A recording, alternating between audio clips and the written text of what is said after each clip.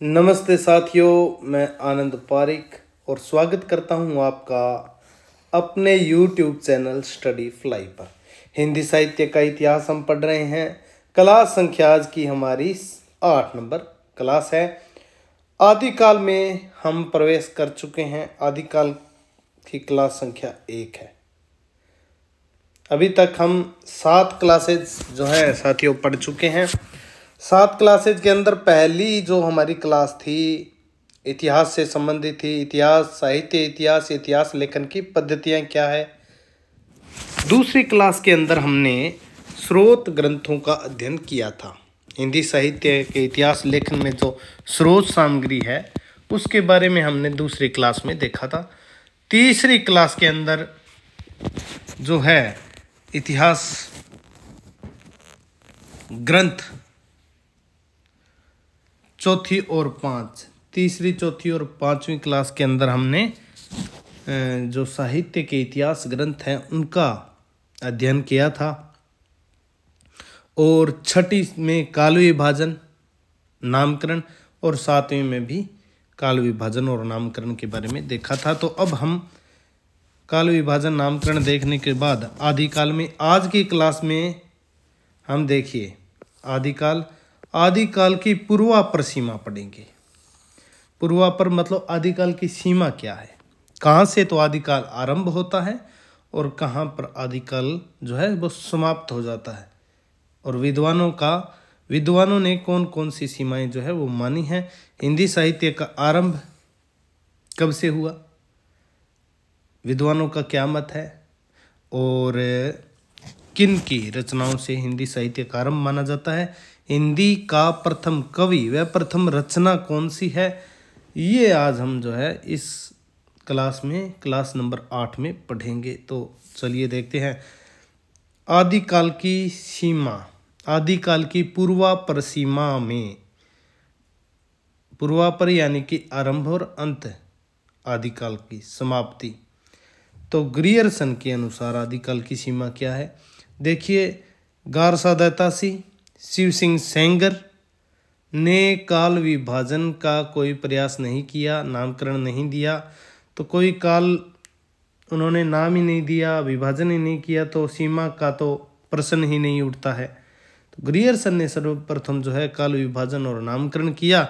तो ग्रियर्सन के अनुसार आदिकाल आरंभ होता है 700 ईस्वी से 1400 ईस्वी में समाप्त हो जाता है। तो आदिकाल ने की ग्रियर्सन ने सीमा बताई है 700 से 1400 ईस्वी तक के काल को चारण काल नाम दिया है, माना है। आदिकाल की सीमा कितनी मानी है ग्रियर्सन ने, 700 ईस्वी से 1400 ईस्वी तक के काल को चारण काल। देखिए, मिस्र बंधुओं के अनुसार आदिकाल की समय सीमा, मिस्र बंधुओं ने आदिकाल को प्रारंभिक काल नाम किसने दिया, गणपति चंद्र गुप्त ने। मिस्र बंधुओं ने आदिकाल को आरंभिक काल नाम दिया। वह इसका आरंभ 700 विक्रमी संवत है। यहाँ पर देखिए, मिस्र बंधुओं का काल विभाजन और नामकरण बहुत ही मोस्ट इम्पोर्टेंट है, महत्वपूर्ण है।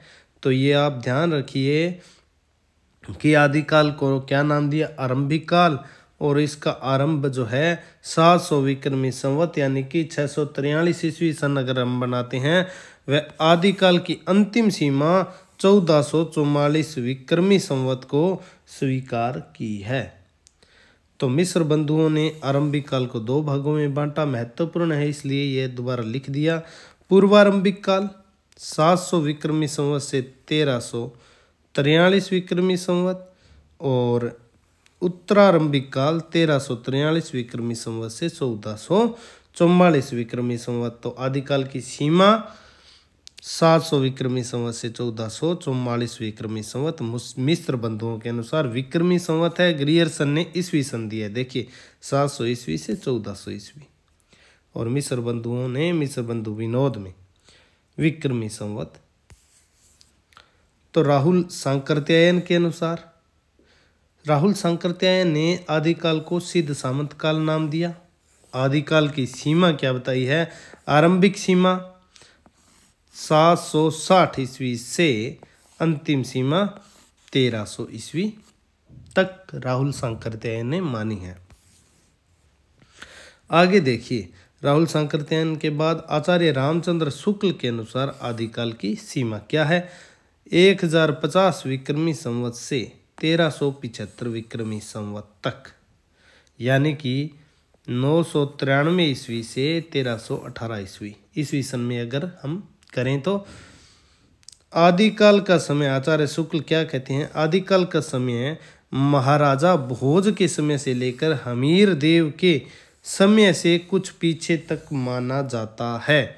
आचार्य शुक्ल ने ये कहा है कि महाराजा भोज से लेकर के हमीर देव चौहान जो हैं उनके समय तक से कुछ पीछे तक माना जाता है। 1050 विक्रमी संवत से 1375 विक्रमी संवत, यह भी मोस्ट है। आगे देखिए, डॉक्टर राम शंकर शुक्ल रसाल के अनुसार आदिकाल की सीमा क्या रहती है? 1000 ईस्वी से 1343 ईस्वी तक। हिंदी साहित्य का इतिहास 1931, एक हिंदी साहित्य का इतिहास शुक्ल जी का 1929।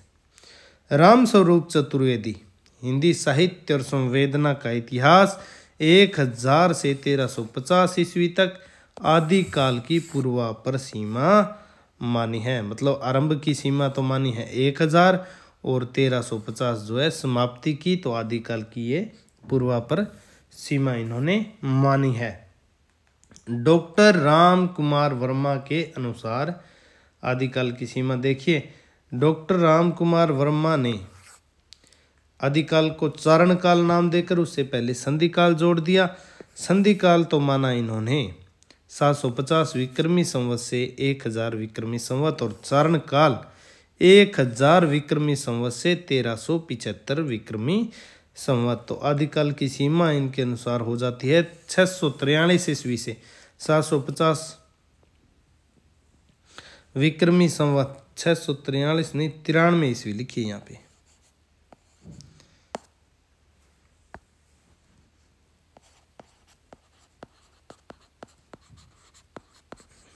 तेरह 1318 ईस्वी अगर हम ईस्वी सन में करें तो 750 विक्रमी संवत से 1000 विक्रमी संवत संधि काल, चारण काल 1000 विक्रमी संवत से 1375 विक्रमी संवत, डॉक्टर राम कुमार वर्मा के अनुसार।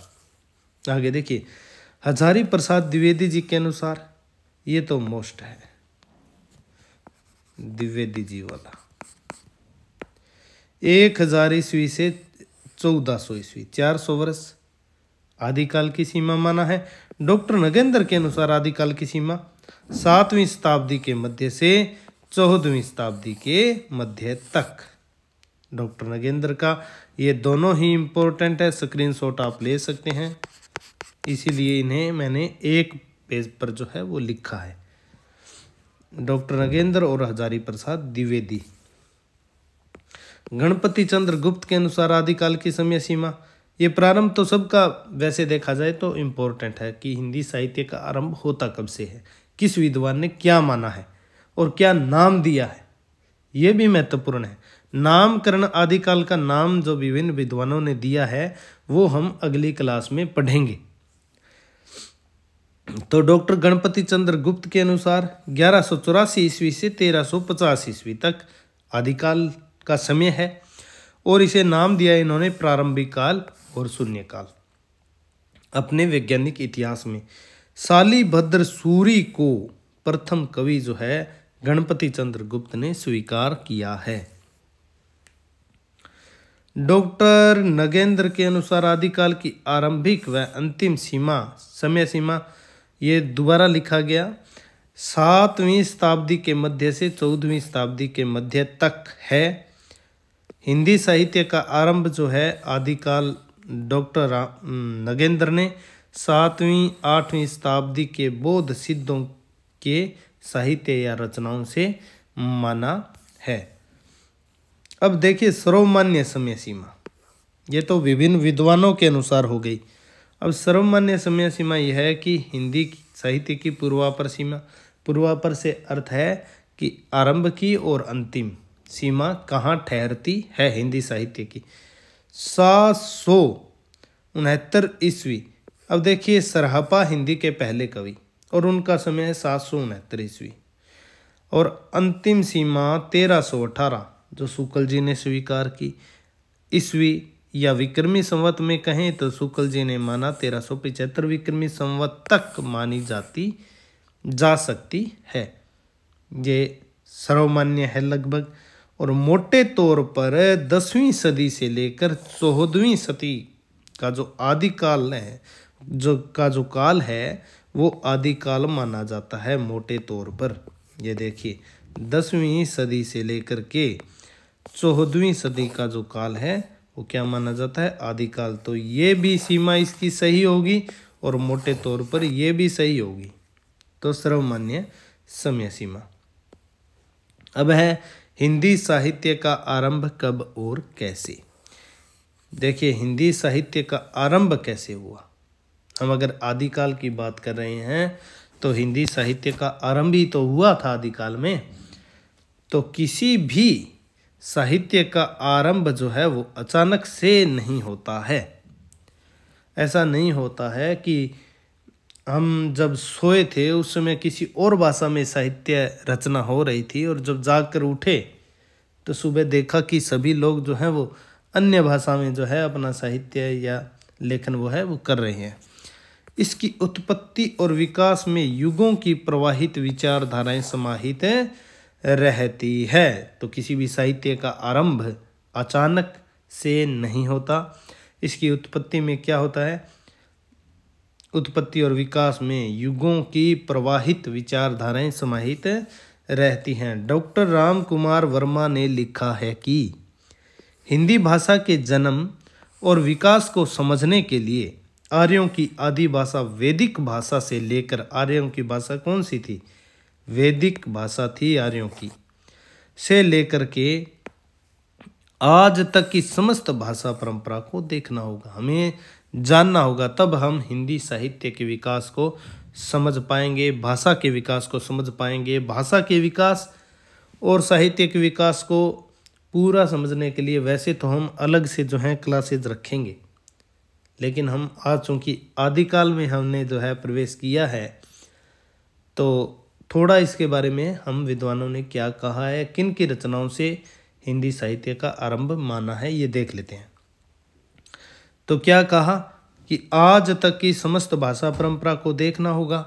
संस्कृत से पाली, पाली से प्राकृत, प्राकृत से अपभ्रंश, अपभ्रंश से अवहट होते हुए हिंदी का विकास 1000 ईस्वी के आसपास हुआ। देखिए संस्कृत, संस्कृत वैदिक संस्कृत, वैदिक संस्कृत से लौकिक संस्कृत, लौकिक से पाली,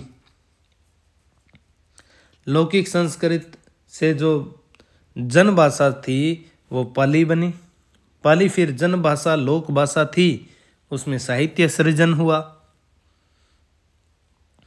फिर साहित्य सृजन, साहित्य की भाषा पाली तो लोक भाषा बोलचाल की भाषा प्राकृत।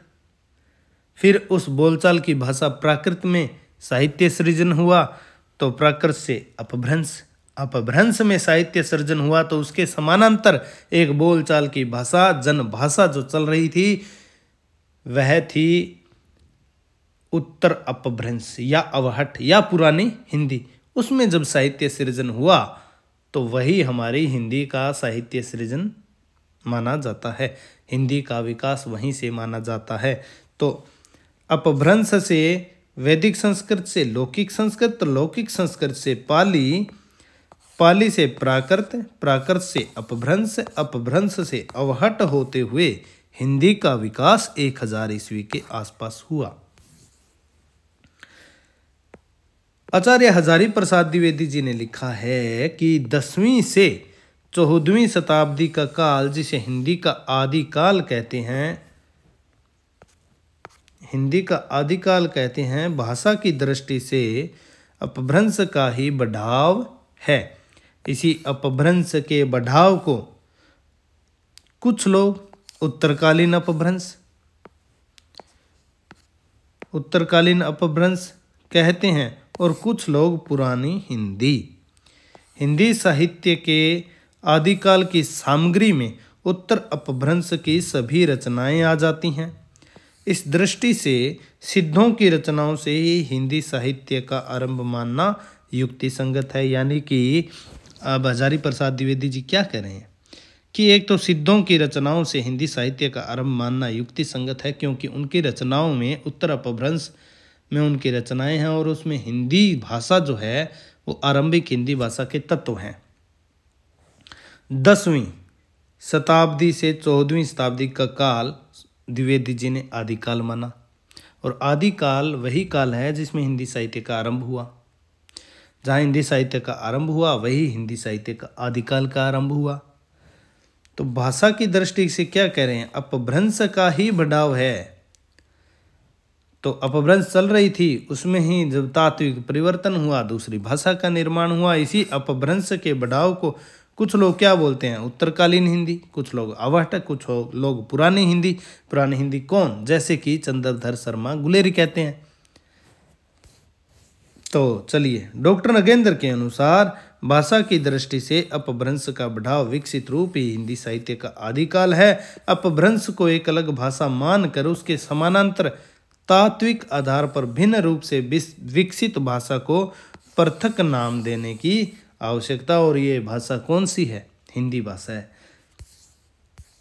आगे देखिए, यद्यपि अपभ्रंश अपने मूल रूप में ही 15वीं शताब्दी तक, यहाँ के हटा दीजिए आप,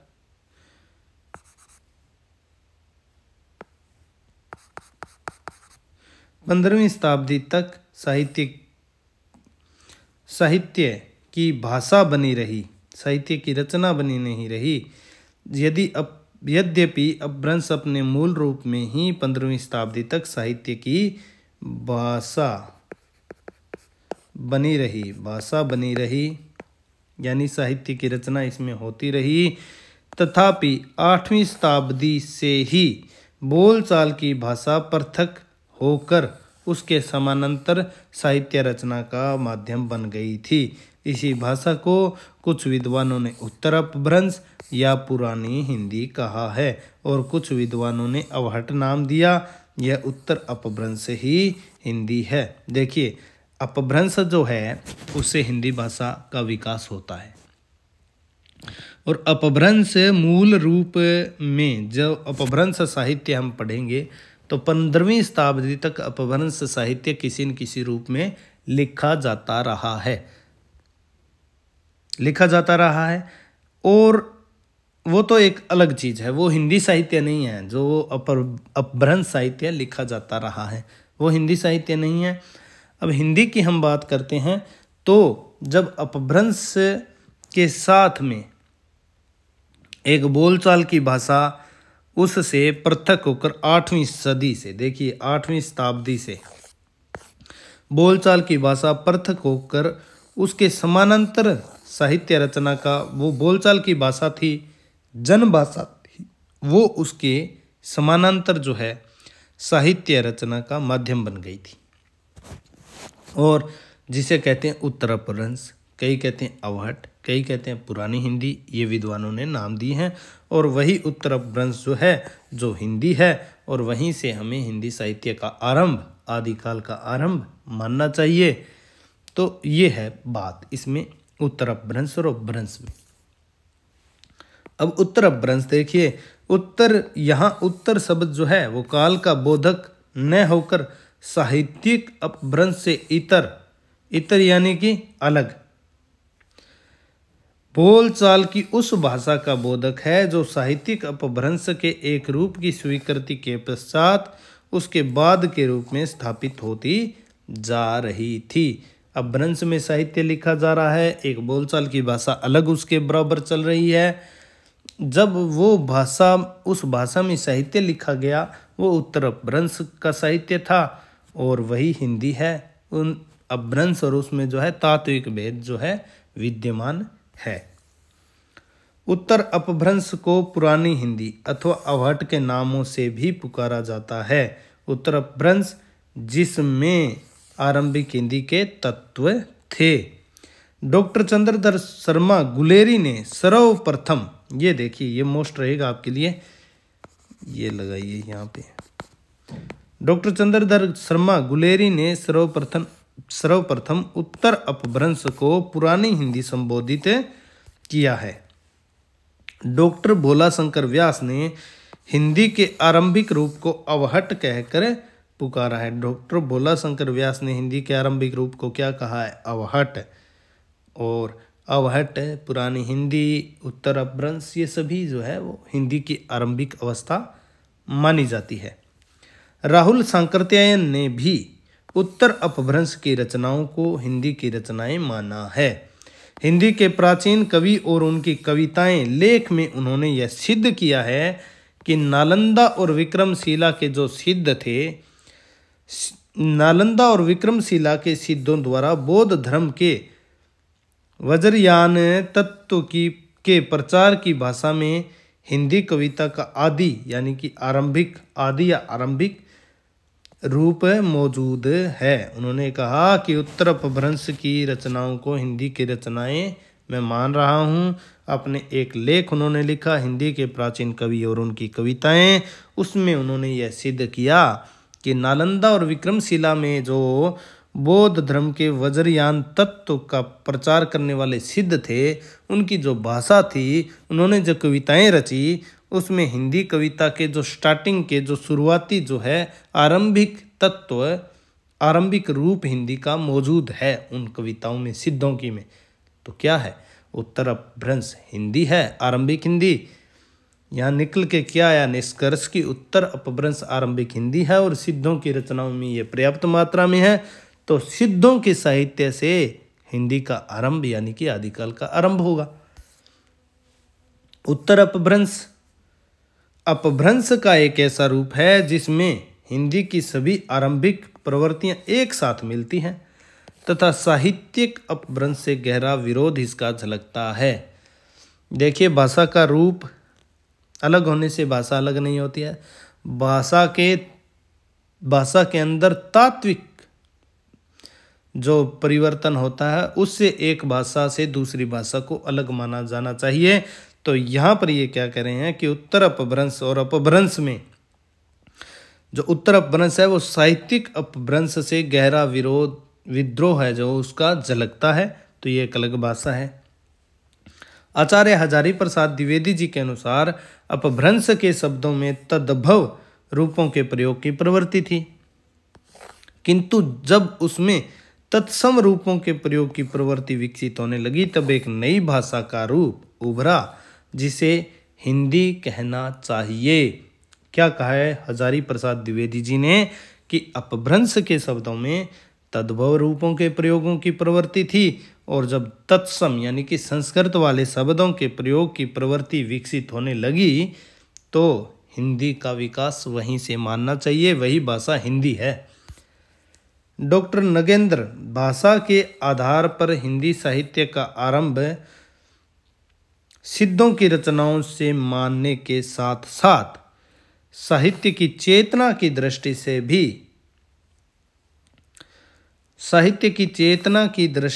भी सिद्ध साहित्य से ही हिंदी साहित्य का आरंभ होने का तर्क जो है वो प्रस्तुत करते हैं कि भाषा तो मानिए सिद्धों से शुरुआत हो गई, लेकिन साहित्य की चेतना की दृष्टि से भी सिद्ध साहित्य से ही हिंदी साहित्य का आरंभ होता है। ये उन्होंने तर्क प्रस्तुत किया है। किसने? डॉक्टर नगेंद्र ने। डॉक्टर नगेंद्र के अनुसार वे क्या कहते हैं कि सिद्धों की रचनाओं में अपभ्रंश साहित्य से उनका खुला विद्रोह झलकता है। सिद्धों की रचनाओं का जो साहित्य की जो भाषा है उसका अपभ्रंश साहित्य से खुला विद्रोह झलकता है। सिद्धों की विषय वस्तु, सिद्धों की वस्तु दृष्टि जिस धार्मिक चेतना पर आधारित है उसका सीधा संबंध नाथ साहित्य से होता हुआ हिंदी के भक्तिकालीन साहित्य से जुड़ता है। मतलब कि उनकी भाषा की जो वस्तु दृष्टि है जिस धार्मिक चेतना पर आधारित है वो देखिए नाथ साहित्य से होता हुआ हिंदी के भक्तिकालीन साहित्य यानी कि कबीर और तुलसीदास तक आ जाता है। अगर हम सिद्ध साहित्य को हिंदी साहित्य से हटाकर कह दें कि ये तो हिंदी साहित्य नहीं है, ये तो अपभ्रंश साहित्य है, तो हिंदी साहित्य से हटाकर अपभ्रंश साहित्य में रख दें, तो फिर हिंदी का समस्त साहित्य यानी कि भक्ति काल तक का जो साहित्य है वो जड़ और तने से कटे वृक्ष की तरह निराधार हो जाएगा। अगर हम सिद्ध साहित्य को हिंदी साहित्य से हटा दें तो क्या हुआ यहाँ पर अर्थ कि सिद्ध साहित्य से हिंदी साहित्य का आरंभ मानना चाहिए। ये नगेंद्र ने कहा कि अगर सिद्धों की रचनाओं को अपभ्रंश साहित्य में स्थान दे देते हैं तो क्या होगा, तो हिंदी का जो समस्त साहित्य है वो उन्होंने कहा कि जड़ और तने से कटे वृक्ष की तरह, एक ऐसा वृक्ष जो विशाल तो बहुत है लेकिन इसके नीचे जड़ ही नहीं है, तना नहीं है, उसके बिना वृक्ष भी नहीं हो सकता, तो वो साहित्य जो है वो सारा निराधार हो जाएगा। और सिद्ध साहित्य को अपभ्रंश साहित्य में अगर नहीं रखते हैं तो वो क्या हो जाएगा, हिंदी का साहित्य, तो वहीं से सिद्धों से हिंदी का साहित्य जो है आरंभ हो जाता है। उत्तर अपभ्रंश ही पुरानी हिंदी है, इसमें आरंभिक हिंदी के तत्व छिपे हुए हैं। ये आपको बात अभी तक के जो है वीडियो से समझ आ गई होगी। पुरानी हिंदी गुलेरी जी की देन है। गुलेरी जी ने क्या कहा था, उन्होंने सर्वप्रथम स्पष्ट शब्दों में उद्घोषित किया कि उत्तर अपभ्रंश ही पुरानी हिंदी है। डॉक्टर गोपाल राय के अनुसार गुलेरी जी ने पुरानी हिंदी की जो विशेषताएं निर्धारित की हैं वे सिद्ध कवियों की रचनाओं में पूर्ण रूप से मिलती हैं। ये कहा डॉक्टर गुलाब राय ने। आगे देखिए, सिद्ध साहित्य से हिंदी साहित्य का आरंभ मानना पूर्णतः युक्ति संगत है, सर्वमान्य मत। अगर आपसे पूछे कि किस संप्रदाय की रचनाओं से या किस से हम हिंदी साहित्य का आरंभ होता है तो सिद्ध साहित्य से। डॉक्टर नगेंद्र ने 7वीं 8वीं शताब्दी की बौद्ध सिद्धों की रचनाओं से आदिकाल व हिंदी साहित्य का आरंभ माना है, वहीं से आदिकाल का आरंभ होता है, ये कहा ही है उन्होंने डॉक्टर नगेंद्र ने। डॉक्टर भागीरथ मिश्र ने गोरखनाथ की रचनाओं से हिंदी साहित्य का आरंभ माना है, तो ये नाथों पर आ गए हैं, वो सिद्ध साहित्य से, तो सर्वमान्य मत जो होगा वो सिद्ध साहित्य होगा। और उत्तर अपभ्रंश से ही आरंभिक हिंदी मानी जाती है। हिंदी का प्रथम कवि विभिन्न विद्वानों के मतानुसार व सर्वमान्य मत इसमें कौन सा कवि है। सर्वमान्य तो आपको पता ही है, सरहपा रहेंगे। तो हिंदी के प्रथम कवि ठाकुर शिव सिंह सेंगर। यहाँ ठाकुर से आगे शिव भी होगा तभी यह नाम पूरा हो पाएगा। ठाकुर शिव सिंह सेंगर ने पुष्य या पुंड्र को हिंदी का प्रथम कवि माना है। किसे माना है? ठाकुर शिव सिंह सेंगर ने पुष्य या पुंड्र को हिंदी का प्रथम कवि माना है। डॉक्टर रामकुमार वर्मा ने शंभू 8वीं शताब्दी को हिंदी का पहला कवि माना है। ये देखिए, शंभू क्या है? अपभ्रंश के पहले कवि हैं।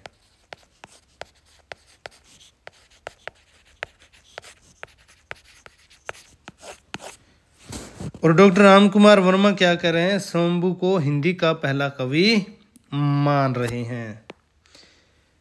तो चंद्रधर शर्मा गुलेरी ने राजा मुंज 993 ईस्वी, और अगर विक्रमी संवत में बात करें तो 1050 विक्रमी संवत को हिंदी का पहला कवि माना। ये समय है राजा मुंज का, और यहीं से आचार्य रामचंद्र शुक्ल भी हिंदी साहित्य का आरंभ मानते हैं, आदिकाल का आरंभ मानते हैं। और राजा मुंज या भोज को ही रामचंद्र शुक्ल जो है वो हिंदी का पहला कवि। तो चंद्रधर शर्मा गुलेरी ने पहला कवि किसे माना है? राजा मुंज। ये सभी जो है महत्वपूर्ण रहेंगे आपके लिए भी, किसने किसको माना है। अब परीक्षा में सीधा पूछ लिया जाता है ये देकर कि शंभू को हिंदी का पहला कवि किसने माना है। 4 विद्वानों के नाम दे दिए, या ऐसे पूछ लिया कि डॉक्टर रामकुमार वर्मा ने हिंदी का पहला कवि किसे माना है, 4 कवियों के नाम दे दिए। तो या फिर तथ्य में ऐसे चारों ही नाम दे दिए कि फलां विद्वान ने फलां को पहला कवि माना, फलां ने फलां को। तो किसी भी तरीके से एक एक लाइन को एक एक पर्सन समझते हुए महत्वपूर्ण समझिए। आचार्य शुक्ल ने हिंदी का पहला कवि मुंज या भोज को माना और ये समय इसका है 993 ईस्वी विक्रमी संवत में बात करें 1050 विक्रमी संवत और आदिकाल का आरंभ भी शुक्ल जी ने यहीं से माना है 1050 से 1375 विक्रमी संवत। डॉक्टर हजारी प्रसाद द्विवेदी जी ने अब्दुल रहमान जिसे हम कहते हैं अदहमान और इसे आप कह सकते हैं अब्दुल रहमान भी, अदहमान अब्दुल रहमान। आचार्य डॉक्टर हजारी प्रसाद द्विवेदी जी ने अब्दुल रहमान 11वीं शताब्दी का समय हिंदी का प्रथम कवि माना है। किसे? द्विवेदी जी ने किसे माना? अब्दुल रहमान। और आचार्य शुक्ल ने हिंदी का पहला कवि मुंज या भोज को माना। डॉक्टर माता प्रसाद गुप्त व जयदेव सिंह के अनुसार हिंदी का प्रथम कवि गोरखनाथ जी को इन्होंने प्रथम कवि माना। वासुदेव सिंह के अनुसार हिंदी का पहला कवि जोइंदू है। कौन है? जोइंदू। डॉक्टर गणपति चंद्र गुप्त के अनुसार हिंदी का प्रथम कवि बहुत बार बता चुका हूं इनके बारे में, तो शालिभद्र सूरी। डॉक्टर गणपति चंद्र गुप्त ने शालिभद्र सूरी को पहला कवि माना। 1184 ईस्वी से हिंदी साहित्य का आरंभ माना। डॉक्टर बच्चन सिंह ने विद्यापति को, ये देखिए विद्यापति को पहला कवि, विद्यापति का समय 15वीं सदी को हिंदी का प्रथम कवि माना है डॉक्टर बच्चन सिंह ने। राहुल सांकृत्यायन व डॉक्टर नगेंद्र ने हिंदी का प्रथम कवि जो है वो सरहपा 769 ईस्वी को माना है। सर्वमान्य मत देख लेते हैं। सभी दृष्टियों से हिंदी के प्रथम कवि कौन ठहरते हैं? सरहपा ठहरते हैं प्रथम। 84 सिद्धों में से पहले सिद्ध हैं। सरहपा, सरह, सरहपा, सरहपाद, राहुल वज्र, ये इनके नाम हैं। अन्य नाम भी सरहपा को जब हम सिद्ध साहित्य पढ़ेंगे तब पढ़ेंगे। सरहपा 84 सिद्धों में से सबसे पहले सिद्ध माने जाते हैं। सरह, सरहपा हिंदी के प्रथम कवि के रूप में अधिकांश विद्वानों द्वारा मान्य हैं। अब एक कवि की हम बात कर चुके हैं तो एक रचना देख लेते हैं। हिंदी की प्रथम रचना कौन सी मानी जाएगी? कवि तो सरहपा हो गए और विभिन्न विद्वानों ने क्या क्या माने वो भी हमने देख लिए। हिंदी की प्रथम रचना सरहपा हिंदी के प्रथम कवि है, लेकिन इनकी कोई रचना उपलब्ध नहीं है। इन्होंने मुक्तक इनके मिलते हैं, कोई रचना, कोई पुस्तक एक ऐसी कहें कि कोई पुस्तक का नाम, तो वो नहीं मिलता है। इनके क्या मुक्तक मिलते हैं। इनके सरहपा के मुक्तकों के बाद अगर एक हम पहली पुस्तक की बात करें, एक पुस्तक के रूप में सिद्धों की रचनाओं के उपरांत जैनाचार्य देवसेन कृत श्रावकाचार को हिंदी की प्रथम रचना माना जाता है। श्रावकाचार की रचना काल क्या है? 933 ईस्वी है श्रावकाचार का रचना काल। श्रावकाचार में 250 दोहों में श्रावक धर्म, गृहस्थ धर्म इसके केंद्र में है। तो श्रावकाचार में श्रावक धर्म का निरूपण किया गया है। कितने दोहों में? 250 दोहों में। ये बहुत ही महत्वपूर्ण है। हिंदी की प्रथम रचना कौन सी? देवसेन कृत श्रावकाचार। और रचना काल भी इसका महत्वपूर्ण है। देखिए ये तो मोस्ट लगाइए आप। श्रावकाचार का रचना काल 933 ईस्वी है। श्रावकाचार में 250 दोहों में श्रावक धर्म यानी कि गृहस्थ धर्म उसके केंद्र में है का निरूपण किया गया है। आज के साहित्य के इतिहास में हमने पढ़ा है आदिकाल का पहला भाग। कल हम आदिकाल की प्रवृत्तियाँ, आदिकाल के नामकरण की क्या समस्या है, विभिन्न विद्वानों ने क्या क्या नाम दिए हैं, तो वो सब कुछ हम पढ़ेंगे। तो अगर आपको हमारा वीडियो पसंद आया है तो इसे ज़्यादा से ज़्यादा लाइक कीजिए, शेयर कीजिए और एक विनम्र हाथ जोड़कर जो निवेदन है, जो सहयोग आपसे अपेक्षित है वो यह है कि आप चैनल को ज़्यादा से ज़्यादा सब्सक्राइब कीजिए ताकि इसी तरह की क्लासेज हम आपके लिए उपलब्ध करवाते रहें। और आशा उम्मीद है कि यह जो है हमारे द्वारा किया गया प्रयास आपको जो है वो बहुत ही आपके काम आएगा। तो आप ज़्यादा से ज़्यादा विद्यार्थीगण चैनल को सब्सक्राइब कीजिए तो आज की जो यह क्लास है वो यहीं पर इसे विराम देते हैं। नमस्कार, धन्यवाद।